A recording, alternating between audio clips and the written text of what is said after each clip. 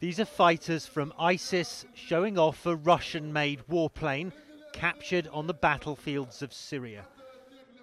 This group clearly enjoys publicising its gains and making threats. This is a message to you, Vladimir Putin, he says. These are your jets that you sent to Bashar al-Assad. Now we'll send them back, he promises. It's just bravado, but the Kremlin, like many Western countries, is deeply concerned that Russian citizens who've joined ISIS may soon return home, well-trained and radicalized.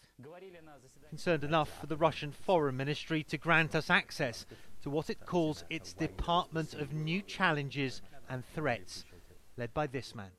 There are hundreds of Russian nationals traveling abroad and participating in fighting in different conflict areas. You say hundreds.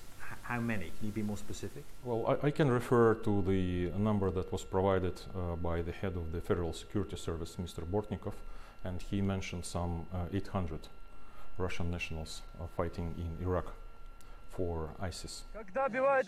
That conservative estimate makes Russians, mainly Muslims from the North Caucasus, including Chechnya, we're told, major contributors to ISIS ranks. Even the military leader of ISIS in Syria, say Russian officials, goes by the name Omar the Chechen, who's believed to be a Georgian national. It's the threat posed by ISIS and other rebel groups that Russia says is now a main, if not primary, reason for its support of Bashar al-Assad in Syria. Moscow has close ties with the regime and says Western backing for anti-Assad rebels created this crisis.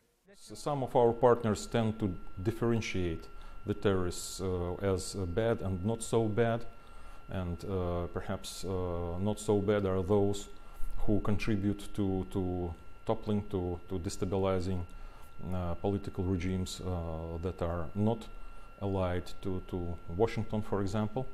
And that was the case with the ISIS and Jabhat al-Nusra and other opposition in Syria in particular, and that was a major reason, as we see it, of the emergence of the threat of such scale.